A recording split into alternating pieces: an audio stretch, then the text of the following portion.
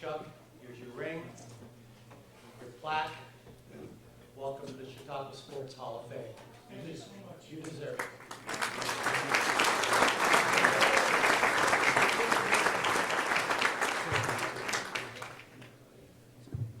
Have to bear with me a second while I catch my breath. First of all, I'd like to thank Chip Johnson, Russ Eklund, Randy Anderson, members of the selection committee for this honor, and especially would like to thank Shane for coming and spending the evening with us to share this special night. Before I begin what I consider my acceptance, I'd like to give a special shout out to Jim Riggs. Although I did not see him in person over the last few months, our wives have touched base and we sure hope he's getting better.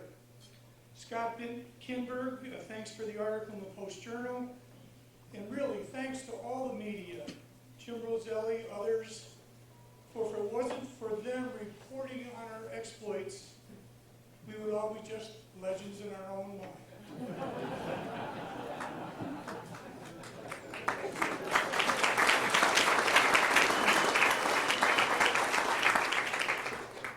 It's good to be here. After the last 3 months, what's changed in my life, I'm glad to be anywhere. But for those of you who may get fidgety, my motto is the 3 B's. Be brief, be sincere, and be seated. So we'll see what happens in the next 5 minutes. Recently, I was in New York City for a New York Giants reunion, and we got to meet Michael Strahan and get a picture with him, my wife and I. And as I shook his hand, I just said, I'm just an old timer. And his response was really key to me when he looked at me and he said, the key word there, my friend, is timer. Once a giant, always a giant. From a true Hall of Fame player, it made me finally feel that what I had accomplished was really something special. And tonight is special.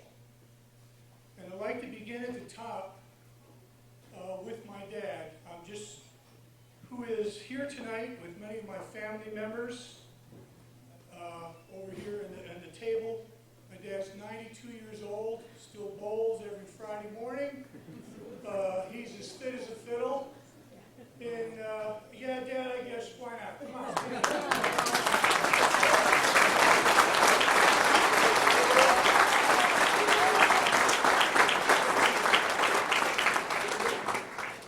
And believe me, he had the switch out long before Adrian Peterson, only it was a size 11 directed towards your backside.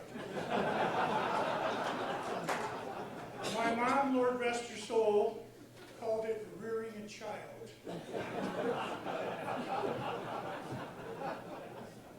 Next is the person who's responsible for most of my success. For me graduating from college, standing behind me under all circumstances, and being my heart and soul for over 45 years. It's my lovely wife, Patty.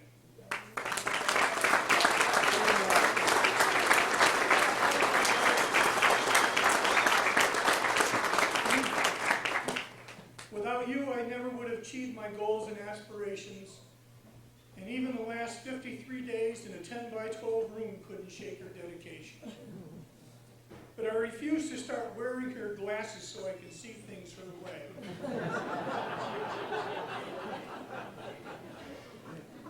Ever since I was in the 4th grade, my dream and aspiration was to be a pro athlete. And when I was small, like my grandsons are now, people laughed.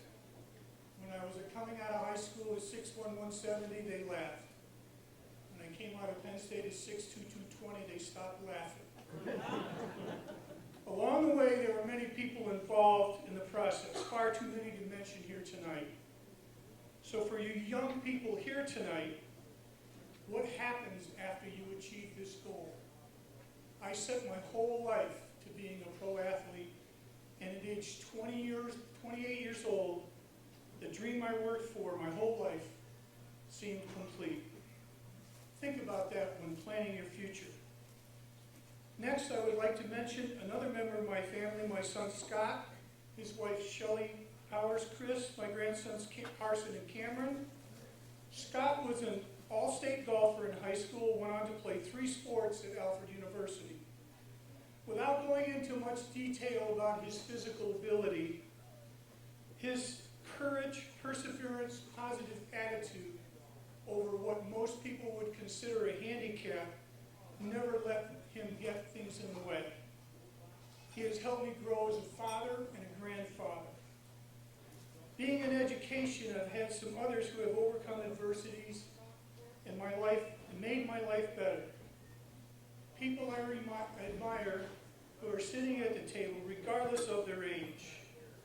They might not have teaching degrees, but they're teachers in their own ways, in their own place, and in the right place. The only thing they do have in common is they exemplify my favorite quote. If you're not the lead dog, the scenery never changes.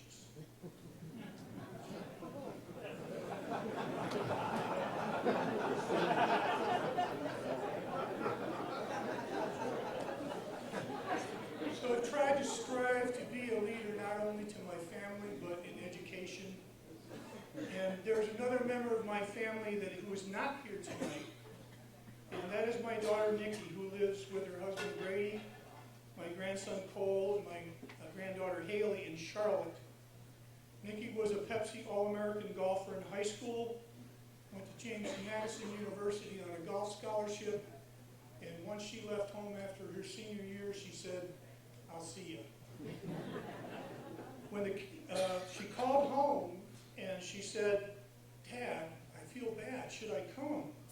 My response was, "Nikki, we've had 45 straight days of snow, temperatures below 0, and wind chills up to 40 below." And she said through the phone, "I'll watch the video."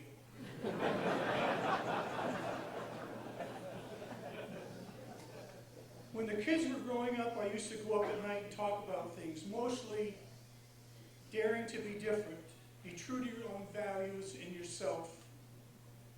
One night after a talk with Nikki, I watched her kneel down by the side of the bed to say her prayers.